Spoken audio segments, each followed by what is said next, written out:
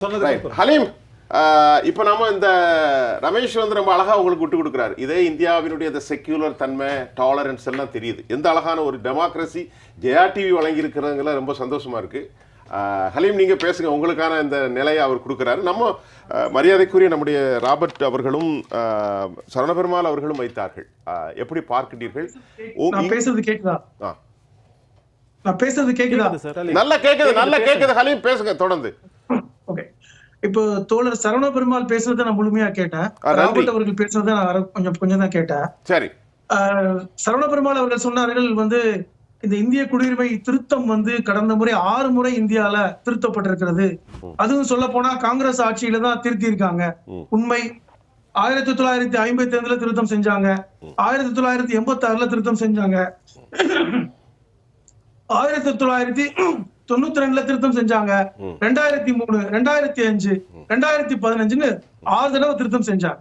ஆனால் இந்த 6 தடவை திருத்தம் செய்த போது மதத்தை அடிப்படையாக வைத்து திருத்தம் செய்தார்களா என்ற கேள்வியை நான் தோழர் சரவண பெருமாள்கிட்ட கேட்கிறேன். மதத்தை வைத்து எங்காவது திருத்தம் செய்யப்பட்டிருக்கிறதா? அதாவது இதற்கு முன்பாக திருத்தம் செஞ்சாங்க. ஏனென்றால் இந்தியாவில வர்றவங்க ஒரு 11 வருஷம் இருந்தாங்கன்னா நம்ம குடியுரிமை கொடுக்கணும் அப்படிங்கிற அடிப்படை இருந்தது.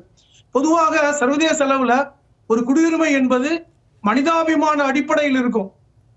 அப்படிதான் இருக்கும். ஒரு குடியுரிமை எந்த நாட்டுக்கு நீங்க போனாலும் ஒரு ரெஃப்யூஜிஸா வர்றாங்க, அகதிகளா வர்றாங்கன்னா ஒரு மனிதாபிமான அடிப்படையில அவர்கள் குடியுரிமை கொடுப்பாங்க.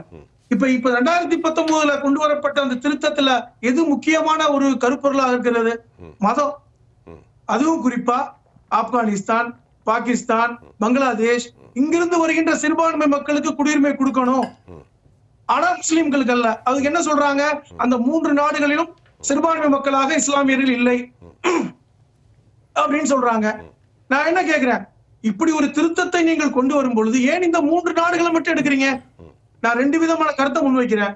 ஒன்று, பாகிஸ்தான்ல சிறுபான்மை மக்கள் இல்லையா? அகமதியாங்கிற ஒரு பிரிவே இருக்கு. அது சுஃபியான் அவர்களுக்கு தெரியும். அகமதியா என்பவர்களும் இஸ்லாத்துல ஒரு பிரிவு தான். ஆனால் பாகிஸ்தான்ல அங்க சிறுபான்மை மக்களா இருக்காங்க. அவர்களை ஏன் நீங்க குடியுரிமை கொடுப்பதற்கு நீங்கள் கன்சிடர் செய்யல? ஒன்று. பக்கத்துல இருக்கின்ற பர்மா, அங்க ரோஹிங்கியா முஸ்லிம்கள் சிறுபான்மை மக்களாக இருந்து கஷ்டப்படுறாங்களே, ஏன் ரோஹிங்கியா மக்களை சேர்க்கல? இலங்கையில் இருக்கின்ற தொப்புள் குடி உறவுகளான தமிழர்கள் அங்க இனப்படுகொலை செய்யப்பட்டார்களே, அந்த தமிழர்களுக்கு ஏன் நீங்கள் இதுல குடியுரிமை கொண்டு வரல?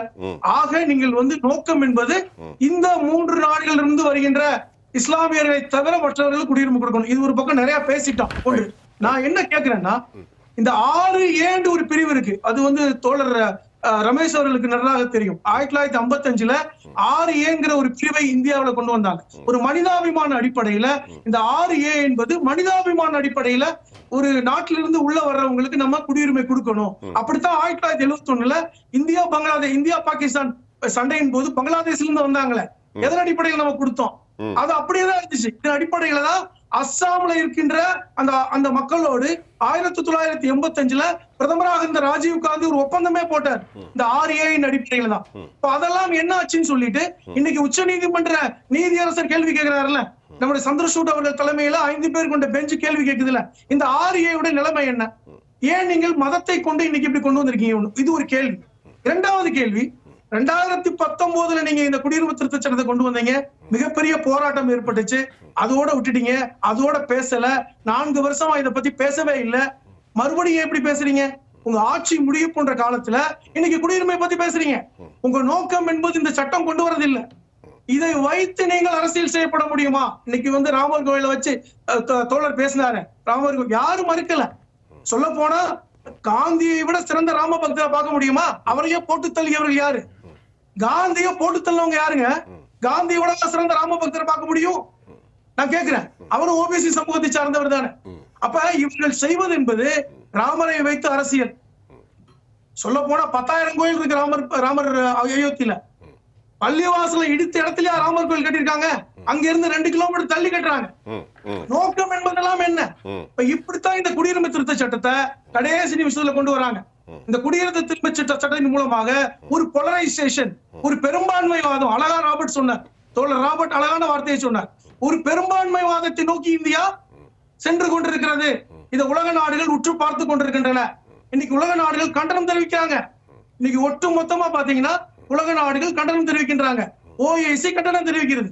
உனக்கு தெரியுமா, நாம வந்து பொதுவாக இந்தியா என்பது மத சகிப்புத்தன்மை உள்ள நாடு. உதாரணம் சொல்றேன். இன்னைக்கு அபுதாபியில 2018 ஒரு கோயில் கட்டுவதற்காக அந்த நாட்டு அரசு 17 ஏக்கர் இடம் கொடுத்து 700 கோடி ரூபாய் செலவுல இன்னைக்கு மிகப்பெரிய கோயில் அபுதாபியில கட்டிக்கிட்டு இருக்காங்க. ஒரு முஸ்லீம் நாட்டுல இன்னைக்கு 17 கோடி அளவுல 55,000 சதுர அடி இடத்துல இன்னைக்கு ஒரு மிகப்பெரிய கோயில் கட்டப்படுகிறது. அந்த கோயிலுக்கு வந்து அடிக்கல் நாட்டியவர் யாரு? நம்ம பிரதமர் தான். இன்னைக்கு வருகின்ற பிப்ரவரி மாசம் 24ஆம் தேதி அந்த கோயில் திறக்கப்பட இருக்கிறது. அந்த கோயில் திறக்க போறவங்க நம்ம பிரதமர் தான். இப்படி சகிப்புத்தன்மையாக இருந்த நமக்கு இன்னைக்கு வந்து மற்ற நாடுகள் பாடம் எடுக்கின்றனவே. இன்னைக்கு வந்து பிரதமராக இருக்கின்றவர் ஒரு மதத்துக்கு சொந்தக்காரரா? அரசமைப்பு சட்டம் கொடுக்கின்ற உரிமை என்ன? அரசமைப்பு சட்டம் கொடுக்கின்ற வழிகாட்டுதல் என்ன? இந்தியா என்பது மதச்சார்பற்ற நாடு. ஒரு பிரதமராக இருக்கின்றவர் எல்லோருக்குமான பிரதமர். அவர் எப்படி நீங்க ஒரு பூசாரி மாதிரி போய் ராமர் கோயிலை திறந்துட்டு இருக்காரு? இதுதான் இந்தியாவுடைய அரசமைப்பு சட்டம் கொடுக்கின்ற வழிகாட்டுதலா? இதை வச்சு நீங்க பயன்படுத்தி பாக்குறீங்களா? ஒன்று தெரிந்து கொள்ளுங்கள், இந்தியாவுல 12க்கும் மேற்பட்ட மாநிலங்கள் நாங்க NRC NPR அமுல்படுத்த மாட்டேன்னு சொல்லிட்டு தீர்மானம் இருக்கிறத உங்களுக்கு சொல்ல வர்றேன். நீங்க இந்த CAAக்கு முன்படி NRC, அதுக்கு முன்படி NPR நாங்கள் அமல்படுத்த மாட்டோம் என்று சொல்லிவிட்டு 12 மாநிலங்கள், தமிழ்நாடு உட்பட, கேரளா உட்பட, ஒரிசா உட்பட, ஆந்திரா உட்பட, இப்படி பல்வேறு மாநிலங்கள், பஞ்சாப் உட்பட பல்வேறு மாநிலங்கள் நாங்கள் NPR கூட இந்த மாநிலத்தில் அமல்படுத்த மாட்டோம் என்று சொல்லும் பொழுது நீங்க எதை செய்ய போறீங்க? பயமுறுத்தி பாக்குறீங்க. பாஜக ஆளுகின்ற மாநிலங்கள் ஒரு பயமுறுத்தல் கொடுக்குறீங்க. அஸ்ஸாம்ல 19 லட்சம் பேர் NRCல பேர் இல்லைன்னு சொல்லிட்டு அவர்கள் நீங்க வந்து ஒரு நெருக்கடி கொடுக்குறீங்களே, எதை நோக்கி போறீங்க? அந்த மாநில பிரதமர் ஹிமந்தா பிஸ்வா சர்மா சொல்கிற ஸ்டேட்மெண்ட் எப்படி இருக்கிறது? இந்த நாடு முதலில் மதசார்பற்ற நாடா அப்படிங்கறத நீங்க ஒரு கேள்வி வைக்கிறீங்களா இல்லையா? அதை முதல்ல இது பண்ணுங்க. அப்போ ஒரு மதசார்பற்ற நாட்டில் இப்படி ஒரு குழப்பத்தை, ஒரு பெரும்பான்மைவாதத்தை ஏற்படுத்துகின்ற ஒரு செயலை தான் நீங்க செய்யறீங்க. இது நடக்காது. தேர்தல் வந்துருச்சு. இந்த 3 மாசத்துல தேர்தல் நடக்க போகுது. நிச்சயமா எல்லாரும் இந்திய குடியுரிமை சட்டத்தை இந்த 3 மாசத்துல ஒண்ணும் பண்ண முடியாது. யாரும் ஒண்ணும் பண்ண முடியாது.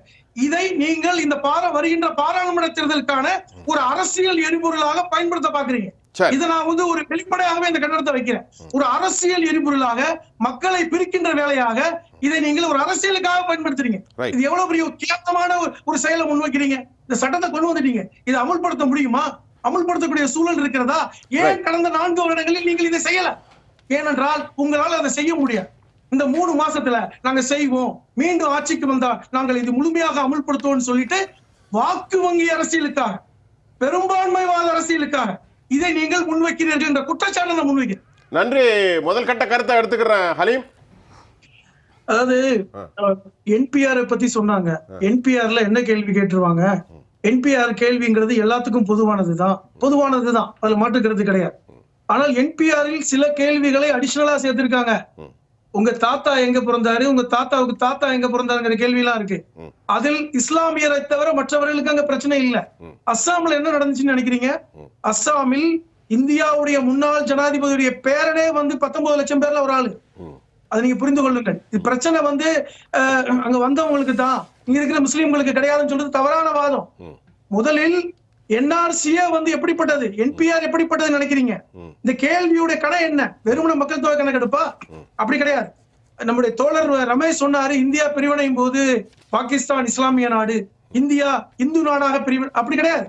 இந்தியா என்பது ஒரு மதச்சார்பற்ற டெமோக்ராட்டிக் குடியரசா தான் பிரிஞ்சது.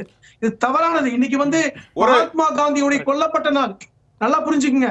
இன்னைக்கு தான் மகாத்மா காந்தியை RSS தீவிரவாதிகள் சுட்டு கொண்ட நாள். இதெல்லாம் சொல்லுவேன், நீ யாராலும் சொல்லிக்கீங்க. சொல்லுவாங்க, சொல்லி முடிச்சுக்கிறேன்.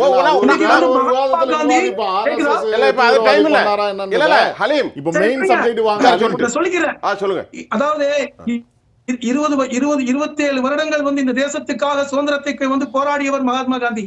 ஆனா இந்தியா சுதந்திரம் அடைந்த 8வது மாதத்துல போட்டு தள்ளிட்டாங்க. இந்தியா சுதந்திர நாட்டுல அவரை காப்பாற்ற முடியல. இந்த தேசம் வந்து சுதந்திரம் அடைகிற காலத்துல காந்தி டெல்லியில இல்ல, இதே மகாலிலையும் கொல்கத்தாவிலையும் வைக்கல் போர்ல படுத்து கிடந்த வரலாற்றை நம்ம படிச்சிருக்கிறோம். அதனால இதை பேச வேண்டாம். ஆனால் ஒன்று மட்டும் சொல்லுங்க, நினைச்சீங்க இந்த ராமரை வைத்து அரசியல் செய்வது, இந்த வந்து CAA கொண்டு வருவது, இந்த 4 வருஷம் என்ன பண்ணிட்டு இருந்தாங்க? நான் ஒன்னே மட்டும் எடுத்து முடிக்கிறேன். ஒண்ணு இந்த 6A இந்த கேள்வியை உச்ச நீதிமன்ற நீதியரசர் கேட்கிறாரு. இந்த RA பத்தி ஏன் பதில் சொல்ல மாட்டேன்றீங்க? மனிதாபிமான அடிப்படையில் இந்திய குடியுரிமை கொடுக்கலாம் என்கிற இந்த RA விதியை பற்றி ஏன் வாயை திறக்க மாட்டேன் சந்திரசூட் அவர்கள் கேள்வி எழுப்புறாங்களே, அதற்கு ஏன் பதில் இல்லை? அதற்கு என்ன பதில் சொல்ல போறீங்க?